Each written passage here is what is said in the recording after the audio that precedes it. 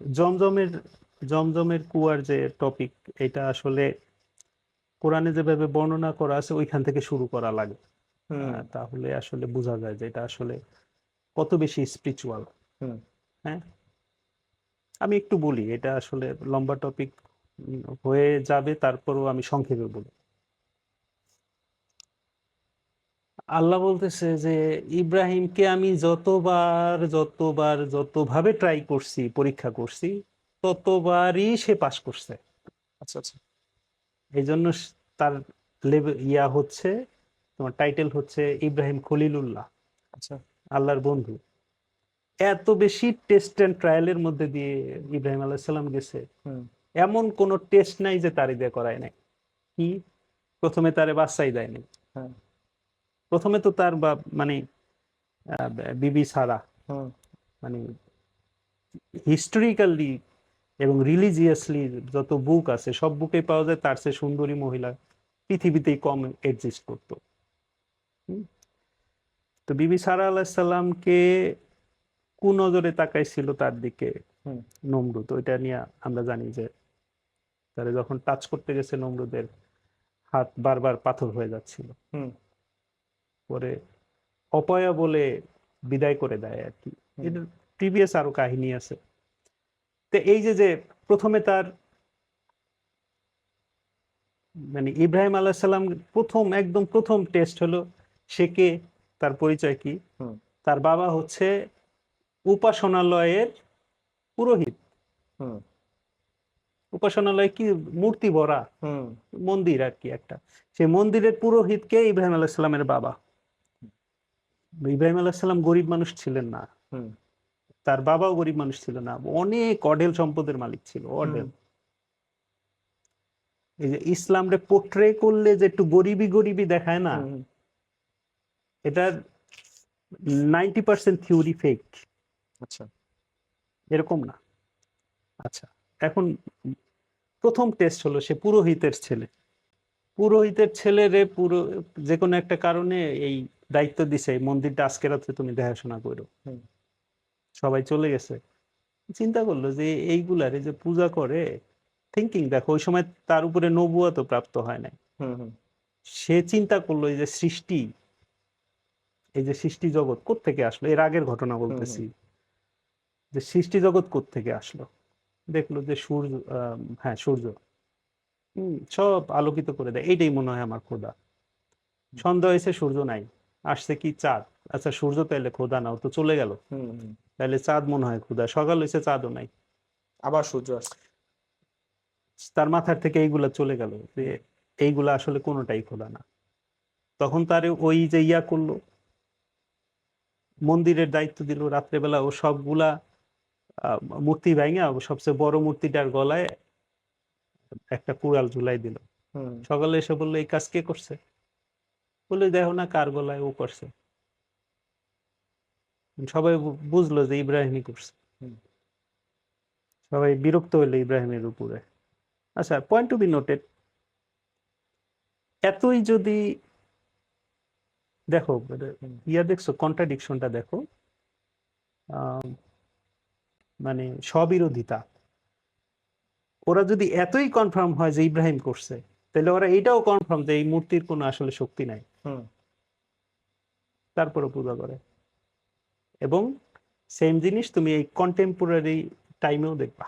হুম হচ্ছে তো হাস্যকর না এগুলা? হুম তো যাই হোক, পরীক্ষা দেখো, প্রথম পরীক্ষা, এখন পর্যন্ত আল্লাহ সুবহানাহু ওয়া তাআলার কোনো বাণী তার কাছে এসে পৌঁছায়নি। হুম তো এরপরে বিবি সারাকে দিয়ে টেস্ট, এরপরে সন্তান হয় না, হুম এরপরে তার দ্বিতীয় স্ত্রী আহ মা হাজেরা আলাইসাল্লামের মাধ্যমে তার প্রথম পুত্র সন্তান হলো, এবং এরপরে সারা আলাইসাল্লামকেও আল্লাহ পুত্র সন্তান দিল। ওইদিকে হলো ইসহাক, এইদিকে হলো ইসমাইল হুম আলাইসাল্লাম। এখন পরের টেস্ট কি, যে কোরবানি দিতে হবে ইসমাইল আলাইসাল্লামকে। হুম স্বপ্নে দেখলো, স্বপ্নে দেখলো সে এটারে বুঝলো যে এটা আল্লাহ সুবহানাহু ওয়া তাআলার তরফ থেকে একটা নির্দেশ, হুম। সেটা পালন করার জন্য প্রথমে সন্তানরে জিজ্ঞেস করলো তুমি রাজি যে কিনা? অবিচার হবে, আবার আমি তো, সে তো এখন বুঝমান হয়েছে, মানে কোরআনে এইভাবে রেফারেন্স আছে যে সাথে হেঁটে যাওয়ার মতো বয়স হয়েছে তার, আচ্ছা হাত আচ্ছা। ধরে হেঁটে যায় না বাপ ছেলেরে নিয়ে, ওই টাইপের বয়স। কত রেওয়াতে আছে 10 বছর, বাট হাত ধরে হেঁটে যাওয়ার বয়স 10 বছর না, হুম। হয় না এটা। আরো কম। তোমার আগে কোরআন ফলো করতে হবে, তারপর হাদিস। হুম হুম হুম হুম। ওইটা হয় 4-5 বছর হুম, হুম, ম্যাক্সিমাম। হুম। ঠিক আছে, তো আরবে 10 বছর মানে অনেক বড় কিন্তু। অনেক বড়। তো যাই হোক, তো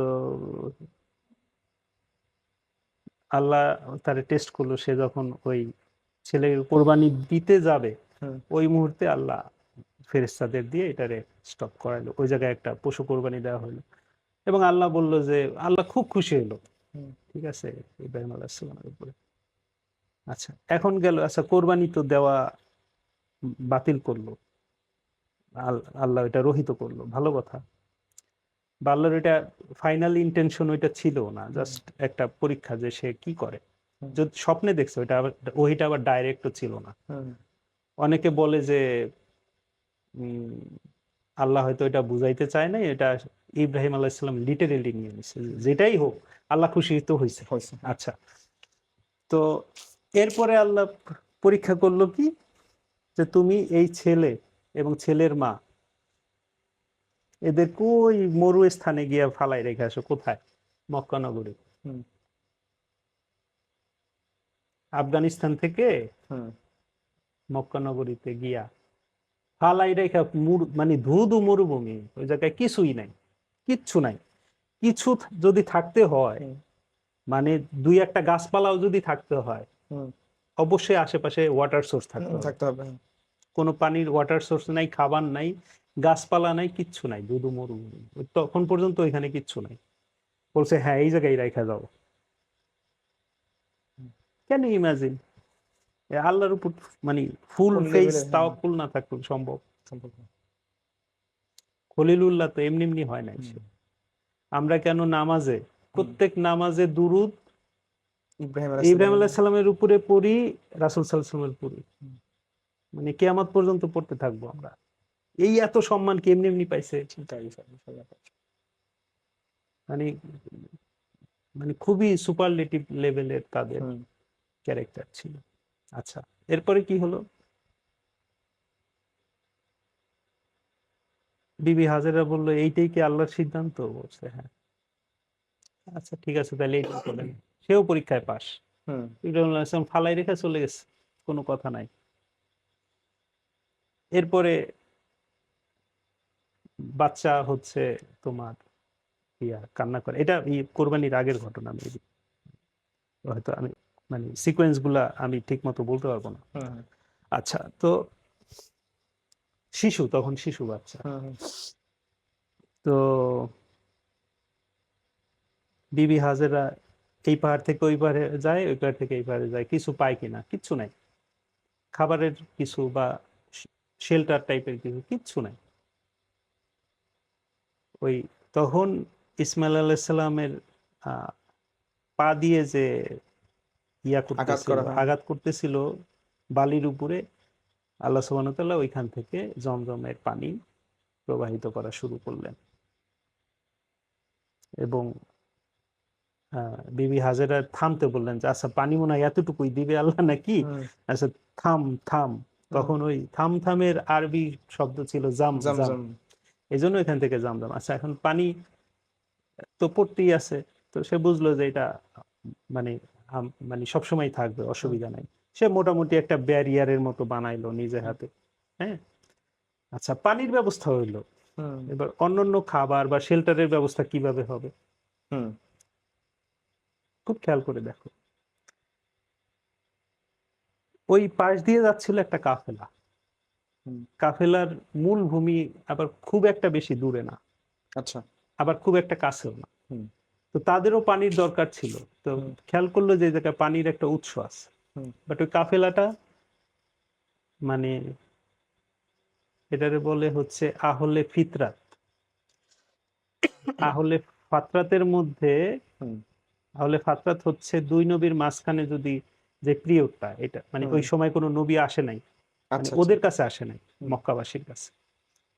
আহলে ফাতরাতের মধ্যে যদি ফিতরাত ভালো থাকে, হুম মানে গুড ইন্টেনশন থাকে, হুম তাহলেও আসলে পরকালে একটা পরিত্রাণের ব্যবস্থা আল্লাহ রাখছে। আচ্ছা এটা আচ্ছা কোরআনিক রেফারেন্স আছে। তো তাদের ফিতরাত ভালো ছিল। তারা হুম যখন দেখলো যে এই মহিলা এই কুয়াটারে বেড়াটারে দিয়ে রাখছে, বললো যে এই কুয়া কি আপনার? হুম বলে যে হ্যাঁ। বলে আমাদের তো পানি দরকার। তো উনি তখন ডিল করেন যে আপনারা পানি নিতে পারবেন, বিনিময়ে আমারে কি দিবেন? আমি হুম অসহায় আসলে এই মরুভূমির মধ্যে। বলে আপনারে আমরা সবকিছু দিব, খাবার দিব, শেল্টার দিব। ওই পানির সোর্সের কারণে আশেপাশে বাগান টাগান হয়ে গেছে, খেজুর গাছ হয়েছে, ওনারা শেল্টার দিছে, খাবার দিছে, আসা হুম যাওয়ার মাধ্যমে এই পানি বিপরীতে হুম তোমার ট্রেড অফ হ্যাঁ হয়েছে। হ্যাঁ ঠিক আছে। এই এরপরে ইসমাইল আলাইহিসসালাম বড় হয়েছে, তারে ইব্রাহিম আলাইহিসসালাম মাঝে মাঝে এসে দেখা যাইতো। তারপরে হচ্ছে তোমার ইসমাইল আলাইহিসসালামের সাথে ওই কাবিলার সাথেই হুম কন্যার সাথে বিয়ে হয়েছে। এইভাবে আসলে ওই জায়গায় মক্কায় বসতিটা বসছে। এরপর ইব্রাহিম আলাইহিসসালাম কোন একটা সময় আসছে, বাবা আর ছেলে মিলে হুম কাবা শরীফ হুম প্রতিস্থাপন করছে। কাবা শরীফ আগে থাকতেই ছিল। হুম হুম তো কেন বললাম এই ঘটনা আসলে, মানে সায়েন্সের সাথে সায়েন্সের সাথে রিলেভেন্সটা কি? হুম ওই জমজম কুয়ার ব্যাপারে জান না ভাই, হুম আপনারা এত বেশি হুম হুম সায়েন্স সায়েন্স করেন, কিছু খুঁজে পান কিনা হুম পানির উৎস উৎস কোথায়? কোথায় হ্যাঁ পাবেন না, কারণ এটা কুদরতি সিস্টেমে আল্লাহ বানাইছে। হুম যেই সিস্টেমটা এক্সপ্লেইন করতে পারবে, হুম এটা ইহুদি যাজকরা পারবে হুম হয়তোবা। আমাদের মুসলিমদের আসলে কেবল শুরু হয়েছে কিছু টাইপের খুব এক্সক্লুসিভ টাইপের রিসার্চ শুরু হয়েছে। হুম আমার কাছে কি যে ভালো লাগে, কি যে ভালো লাগে যে এইটা কাজ ছিল আমাদের অনেক আগে শুরু করা। হুম আমরা কারেক্ট কি করছি? পাথর যে কোন একটা কনসেন্ট্রেটেড এনার্জি হইতে পারে, হুম এই ধারণাই তো ছিল না। কনসেন্ট্রেটেড এনার্জি বলতে কি বোঝায় মানে আসলে মনে করো তোমার একটা ব্যাটারি একটা কনসেন্ট্রেটেড এনার্জি না? হুম ওটা ভিতরে হচ্ছে গিয়ে মজুদ থাকে শক্তি হ্যাঁ, বিদ্যুৎ আছে না ওইটার হুম হুম মধ্যে? ওই পাথরের মধ্যে কোনো একটা শক্তি আছে, আচ্ছা কোনো একটা এনার্জি আছে। তো ইয়াকুত পাথর যেটা, ইয়াকুত পাথরের যে এনার্জি, এই এনার্জিটার সাথে পানির একটা কোরিলেভেন্স আছে। আচ্ছা আচ্ছা বুঝতে পারছো? জান্নাতের যে বর্ণনা দেয়া হয়েছে হুম যে ওইখানে থাকবে হুম ইয়াকুত পাথর, এবং তার পাদদেশে আমি প্রবাহিত করছি কি পানির নহর, হুম অন্যান্য নহর। এটা মানে মানে আমার রিসার্চের প্রাইমারি স্টেজে আছে, না হলে আমি কিছু বর্ণনা হুম করতাম। আমি দেখি আগে শেষ করি ইনশাআল্লাহ। তো তো সায়েন্সের সাথে কোরআন কন্ট্রাডিক্ট তো করেই না, হুম বরং কোরআন যেই যেই সায়েন্টিফিক ক্লু দিছে হুম হুম ওইটার উপরে সায়েন্স এখন পর্যন্ত কাজ করছে কিনা আমার জানা নাই। আচ্ছা আচ্ছা মানে স্টাবলিশড সায়েন্টিফিক যে নিউজগুলো আমরা পাই এগুলাতে আসে নাই এখনো। এটা ইহুদি নাসারারা করতে পারে আর একটা রেফারেন্স দেই কোরআন থেকে, এটা দিয়ে শেষ করে দিব ইনশাআল্লাহ।